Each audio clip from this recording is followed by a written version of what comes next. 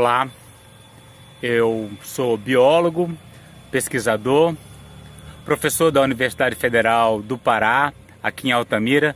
Estou sentado nessa canoa na beira do lago do Rio Xingu, que hoje em dia é o lago da hidrelétrica de Belo Monte, para fazer esse vídeo que faz parte de um acordo judicial que fiz com advogados da empresa mineradora Bellosan. Não é uma retratação, são esclarecimentos. Diz respeito a um vídeo que eu publiquei um ano atrás no YouTube, referente a uma visita que eu fiz ao acampamento Nova Aliança. É um acampamento de trabalhadores sem terra, em resistência à instalação da mineradora na Volta Grande do Xingu. Eu fiz uma visita rápida lá de menos de um dia. Levamos cestas básicas, ouvimos depoimentos de trabalhadores acampados e eu falei sobre minhas preocupações em relação à mineração aurífera na Volta Grande do Xingu. Registrei tudo isso e publiquei no YouTube. Meses depois eu recebi uma notificação do oficial de justiça dizendo que a mineradora se sentiu lesada pelo vídeo. Dizem que eu falei inverdades que mancham a imagem da empresa e pediram até uma grande quantia em dinheiro em compensação. Para a empresa pode parecer pouco, mas para a empresa é pouco, mas para mim uma verdadeira fortuna. Eles dizem que teria uma função educativa pelas supostas inverdades que eu teria dito. Na verdade, eu não falei inverdade nenhuma. Houve um problema de interpretação, aparentemente, do que eu disse. E chegamos a essa situação em que eu deveria prestar esclarecimentos para evitar confusões. Na verdade, não precisava nem de processo na justiça para que eu fizesse esclarecimentos, porque eu não tenho...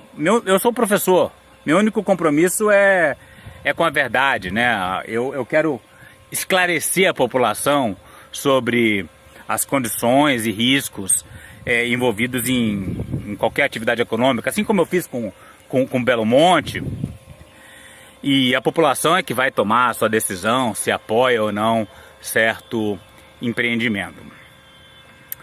Mas a empresa parece que não entendeu exatamente o que eu queria dizer quando eu falei dos riscos associados à mineração aqui na Volta Grande, e é por isso que eu estou fazendo esse vídeo, que eu repito, não é uma retratação, são esclarecimentos sobre exatamente o que eu quis dizer.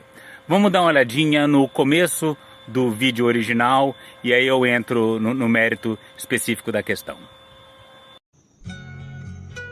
No último dia 15 de junho de 2022, saímos de Altamira, um grupo de 9 pessoas com o apoio da Fundação Viver, Produzir e Preservar, do Movimento Xingu Vivo para Sempre, do Movimento de Mulheres de Altamira, do Sindicato Rural de Altamira e do Movimento Negro de Altamira, para levar apoio na forma de cestas básicas para o acampamento de um grupo de trabalhadores rurais sem terra que ocuparam lotes que foram cedidos pelo INCRA para a mineradora canadense Bellosan. A mineradora, se instalada na Volta Grande do Xingu, já impactada pela hidrelétrica de Belo Monte, pode trazer danos gravíssimos à região, devido aos rejeitos tóxicos que seriam utilizados no refino do ouro. Atravessamos o rio Xingu de balsa e viajamos cerca de 70 quilômetros de estradas tortuosas por uma área de colonização recente, com florestas secundárias e pastos, até o local onde se encontram para ouvir e registrar sua versão dos fatos. Esperar não é saber, quem sabe faz a hora, não espera acontecer. Todos nós nos manifestamos e essas manifestações foram gravadas e tudo que eu pude incluir no documentário, no vídeo que eu fiz na ocasião, está ali registrado. Especialmente problemática foi a minha fala que eu reproduzo a seguir. Primeiro eu reproduzo a fala na íntegra. Depois eu destaco os pontos que não ficaram claros, que precisam ser esclarecidos e faço os devidos esclarecimentos. Eu sou Rodolfo, sou professor da Faculdade de Biologia da UFPA, sou solidário à luta de vocês e me preocupo especialmente com essa mineração da Belossan, porque ela vai produzir um rejeito tão tóxico, mas tão tóxico que é muito pior do que aquele de Mariana. Né? Ele tem cianeto. Cianeto é um veneno usado para fazer os assassinatos, né, dos livros. Né? Quem conhece aqueles livros de Agatha Christie, né? Ela usa o cianureto, principalmente, mas o cianureto é parente do cianeto. E o Belossan vai deixar uma montanha de cianeto que é maior do que a montanha do Pão de Açúcar. E essa barragem de cianeto deles, um dia, se eles realmente trabalharem aqui, um dia ela vai romper. Não é se ela vai romper ou não, ela vai romper um dia. Porque eles não vão ficar para sempre cuidando dela. E o dia que ela romper, ela vai acabar com metade do Rio Xingu. E a gente não quer isso. E é por isso que a gente está na luta contra a Belossan. E solidário com a luta de vocês. Pois bem, esse que eu acabei de mostrar é o vídeo original, sem edição. Vamos agora à forma como a empresa entendeu o vídeo e aos esclarecimentos. Então eu vou ler agora um trecho da inicial da empresa. Do dano moral propriamente dito. Eles referem à alegação de fake news, né? A fake news se refere à minha fala de que a barragem de cianeto deles um dia vai romper.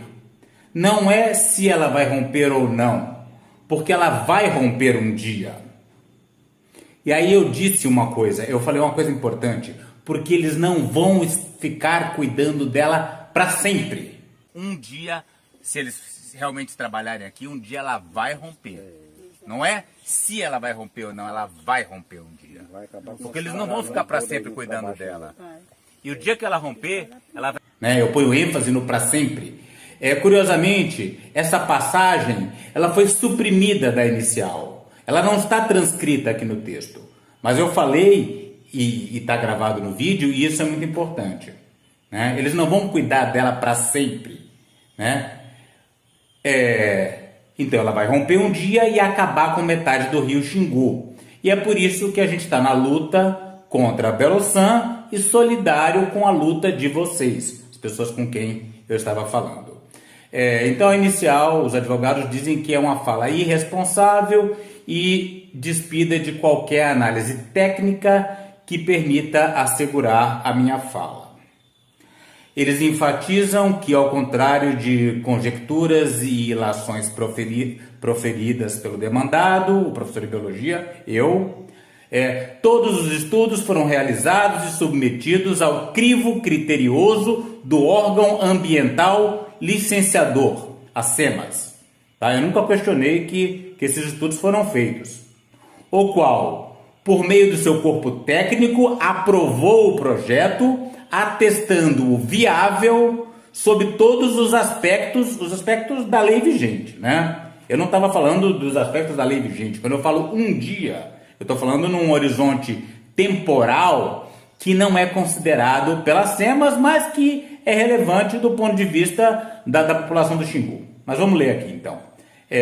Aprovou o projeto, atestando o viável sob todos os aspectos, inclusive e especialmente sob o ponto de vista da segurança, fatores que afastam a irresponsável desinformação levada a efeito pelo requerido em seu canal do YouTube equiparado à rede social. No ponto, é certo que o poder pernicioso da fake news divulgada no documentário manchou e continua a manchar a reputação da empresa, autora, porque dessubstanciada de fatos totalmente ligados da verdade, tampouco se aproxima da velocidade, a informação de que a futura barragem a ser construída certamente irá romper, conforme divulgado no famigerado vídeo produzido pelo demandado.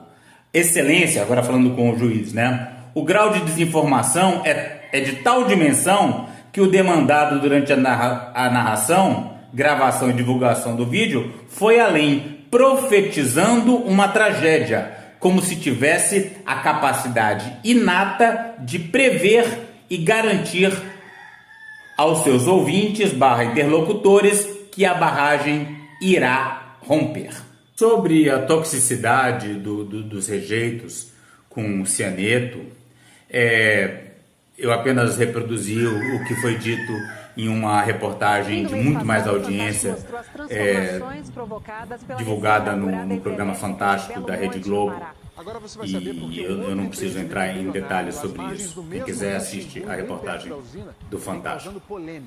Quanto ao risco de rompimentos, eu gostaria de sugerir a leitura do artigo Dams Are Not Forever. Barragens não duram para sempre, de Andrew Moore e Sharon Bagley, publicado na revista Newsweek, volume 130, número 20, página 70, de 1997. Também recomendo a leitura do site, que pergunta: as barragens são eternas? E cujo conteúdo eu traduzi e reproduzo abaixo. Vou ler agora. Os alunos aprendem nesta lição, através da atividade associada, que as barragens são construídas com propósitos específicos e, infelizmente, não duram para sempre. Ele está falando das barragens em geral. Barragens não duram para sempre. Eu não estou falando especificamente da barragem de rejeito da Belo-San. Eu não estou falando de nenhuma barragem específica. Isso é geral, para qualquer barragem, em qualquer lugar do mundo. Barragens não duram para sempre. Tá? Semelhante a outras estruturas feitas pelo homem, como estradas, pontes, as barragens requerem manutenção regular e têm uma vida útil finita. Todas as barragens têm uma vida útil finita, o que significa que um dia toda a barragem do mundo, e eu não estou falando especificamente da Belo-San, e esse é o meu esclarecimento. Eu nunca falei especificamente da Belo-San, eu nunca falei essa barragem tem um problema estrutural, mesmo porque eu não entendo de estrutura de barragens. Eu sei o que está escrito aqui, que na verdade é uma verdade que é difícil para a gente, seres humanos, aceitarem. Tudo isso que a gente tem aqui nesse planeta, todas essas estradas, esses prédios, tudo isso tem uma vida limitada. Um dia vai acabar, um dia vai cair. Todo dia que essas barragens de rejeito, e novamente eu não estou falando especificamente da Belo-San, eu estou falando da barragem de rejeito de qualquer mineração, no dia que elas romperem, aquele conteúdo, né, aquele conteúdo mal solidificado, ele vai se espalhar, né? Então, e certamente um dia vai acontecer, porque vão cuidar para sempre? Essa que é a minha pergunta. E quando eu falo para sempre, eu estou falando ao longo dos séculos, né? Pode ter um problema logo, pode ter um problema em algumas décadas, pode ser que demore séculos. Não sei, eu não tenho o poder da clarividência, eu não sou vidente. Mas que todas as barragens um dia vão romper, isso é um fato. E aí eu me pergunto, que futuro deixaremos para os seres humanos que estarão vivendo nesse futuro, que pode ser próximo, que pode ser distante, né? Vivendo já com um planeta degradado ambientalmente, climaticamente devastado, né? Com secas fortíssimas, com tempestades homéricas, né? Porque a gente vai viver aqui na Amazônia uma mistura de seca forte e tempestade. É provável que isso aqui seja tudo um grande deserto devido à seca e à devastação da floresta amazônica, e que os poucos lugares onde populações humanas residuais vão sobreviver, um dos poucos lugares vai ser na beira de grandes rios como o Xingu, que provavelmente nem vai ser mais um grande rio, talvez seja um pequeno rio, mas ainda assim é um lugar relativamente acolhedor para os seres humanos em relação ao grande deserto que a gente provavelmente vai ter, e são estudos que mostram, né, uma projeção de desertificação para a região amazônica. Agora imagine a força de uma tempestade criada pelo aquecimento global. A gente vai ter seca, a gente vai ter deserto, mas eventualmente você vai ter grandes tempestades, cuja água não vai ser contida pela floresta, porque não vai ter mais floresta. Então aquela água vai fazer grandes enxurradas, e uma barragem sem manutenção, porque não vão cuidar dela para sempre, nada é para sempre, né? Nem os impérios, nem as grandes civilizações duram para sempre. Um dia essa barragem vai romper e esse rejeito vai se espalhar pelo que sobra do rio Xingu. E eu não estou falando especificamente da barragem da Belo-San, do rejeito da Belo-San. Eu estou falando de todas as barragens de rejeito, de todas as mineradoras no mundo inteiro, né? Que planeta é esse que vamos deixar para as futuras gerações? Essa é a minha preocupação, tá? E era isso que eu queria deixar claro desde o início para aquele povo que estava ali naquele acampamento. Eu sou ativista ambiental, essa é uma posição minha. Temos outras pessoas que pensam diferente. Eu não vou impor a minha vontade. A minha função como professor é falar, é esclarecer, é chamar a atenção para a escala espacial grande. Eu não estou pensando só no que vai acontecer daqui a 5 anos, 10 anos, 20 anos. Eu estou pensando num tempo maior. Porque é isso que nós biólogos fazemos, pensar numa escala temporal maior. E aí eu passo esse pensamento, eu expresso o meu pensamento. E as pessoas é que vão tomar a decisão se aceitam ou não a mineração. Não especificamente aquelas pessoas daquele acampamento, a sociedade civil. Os brasileiros devem pesar os fatos e decidir que futuro eles querem para a região amazônica. É isso aí. Estou sempre à disposição para falar disso e de outras coisas.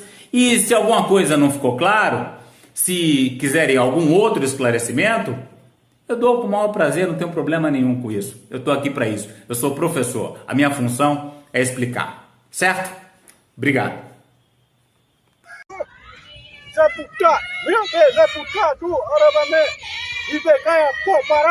Para saber mais e participar dessa luta radical pelos povos indígenas, a floresta tropical e a biodiversidade de modo geral, inscreva-se no canal, deixe seu like e comentário.